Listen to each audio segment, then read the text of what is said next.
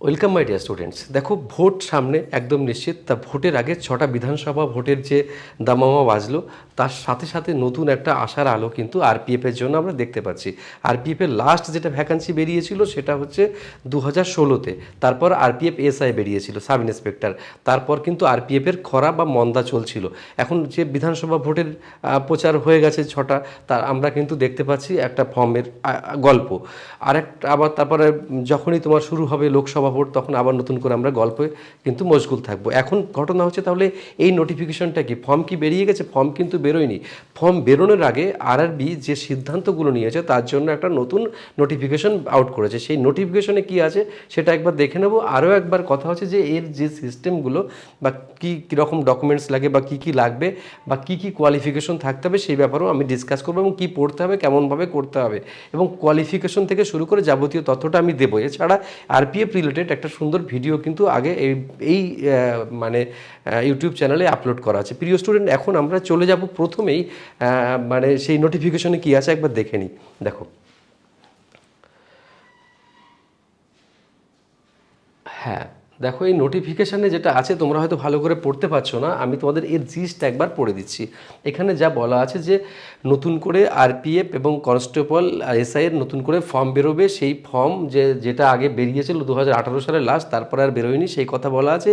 এবং বলা আছে নতুন একটা কমিটি গঠন করা হচ্ছে, সেই কমিটিতে জানাবে রিক্রুটমেন্ট প্রসেসটা কি হবে। তাতে যা বলা হচ্ছে এখানে, রিক্রুটমেন্ট প্রসেসটার মধ্যে দুটো ফেজ থাকবে। একটা হচ্ছে যে ফেজটা, সে ফেজটা রেলওয়ে ডিপার্টমেন্ট, সে রেলওয়ে অথরিটি মানে আরআরবি সেটাকে পুরো নিয়ন্ত্রণ করবে। আর একটা ফেজ যেটা ফেজ 2, সেটাকে নিয়ন্ত্রণ করবে আরপিএফ ডিপার্টমেন্ট। তো ফেজ 1 কি? ফেজ 1 হচ্ছে রিটেন এক্সাম, সেটা এবং দরখাস্ত নেওয়া, দরখাস্তের সিস্টেম, তার স্ক্রিনিং, তা এই যে পরীক্ষা পদ্ধতি সবগুলো ঠিক করবে আরআরবি। এবং পিএমটি, পিইটি আর মেডিকেল এসবগুলো দেখবে হচ্ছে আরপিএফের নিজস্ব দপ্তর।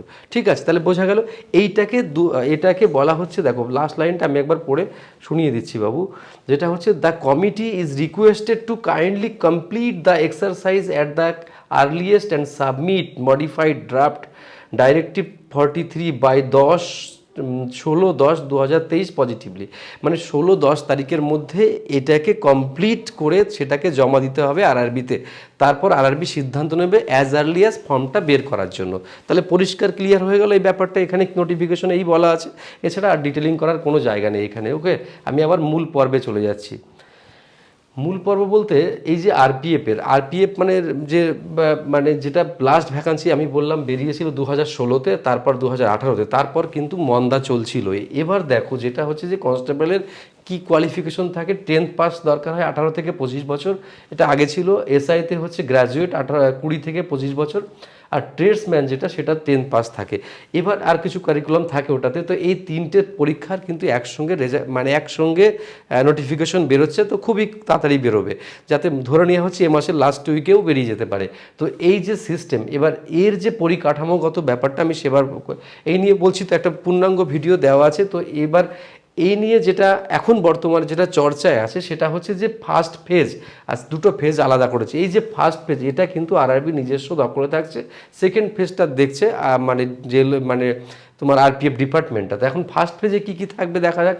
ফার্স্ট পেজে দরখাস্ত নেওয়া থেকে শুরু করে, নোটিফিকেশন আউট করা থেকে শুরু করে একটা এক্সাম নেওয়া, যে এক্সামটা সিবিটি মানে কম্পিউটার বেসড টেস্ট হবে। এই কম্পিউটার বেসড টেস্টের মধ্যে কী থাকবে, জিএ মানে জিকে থাকবে তোমার হচ্ছে 50, অ্যারিথমেটিক থাকবে 35, রিজনিং থাকবে 35, 120টা কোশ্চেন মোট। এই 120টা কোশ্চেনের জন্য 1.5 ঘন্টা টাইম থাকবে, এবং তাতে কি থাকবে, 1/3 নেগেটিভ মার্কস থাকবে। এটার উপরে কিন্তু মেরিট হবে। সেই মেরিটের একটা পোর্শন যে সেখান থেকে ডাকার পরে তাদেরকে কি হবে, যারা পাস করবে তাদেরকে পিইটি ফিজিক্যাল যে এক্সামিনেশন সেটা হবে। তারপর তোমার মেজারিং টেস্ট এসবগুলো হবে। তারপর কি হবে, ট্রেডসম্যানদের যদি ওদের হয় ট্রেড টেস্ট হবে ট্রেডসম্যানদের, আর ডিভি হবে, ডকুমেন্ট ভেরিফিকেশন হবে, তারপর মেডিকেল হবে, তারপর রিক্রুটমেন্ট সিস্টেমটা প্রসিডিওর কমপ্লিট হবে। এই হচ্ছে টোটাল ব্যাপারটা।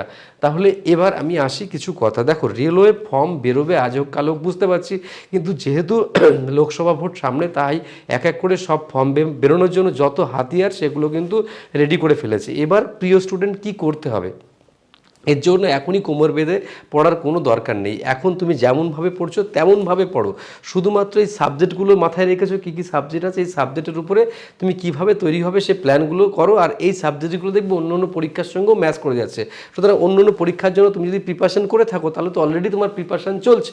এবার কি দৌড়ঝাঁপ একটু একটু শুরু করতে হবে, শুধুমাত্র যারা এই RPF বা কনস্টেবল বা SI-এর জন্য প্রিপারেশন নেবে এটা একটা ব্যাপার। আর এর জন্য হঠাৎ করে নিজেকে হঠাৎ পরিবর্তন করার দরকার নেই। ফর্ম আসুক, তারপরে আমরা এটাও জানি তুমি তো আর বসে নেও, ফর্ম আসলে কিন্তু আর খুব বেশি পড়ার সময় থাকে না। তাই যারা পড়ছো তারা এখন থেকে ননস্টপ গতিবেগে পড়তে থাকো। আর এর সাথে সাথে লোকো পাইলট টেকনিশিয়ানের তো ভ্যাকান্সি খুব সামনে আসবে, মিনিমাম সেখানে ভ্যাকান্সির পরিমাণ 50 থেকে 60,000 থাকবে। আর এই RPF কনস্টেবল বা SI-তে এখানে মোটামুটি 15,000-এর কাছাকাছি ভ্যাকান্সি থাকার সম্ভাবনা আছে।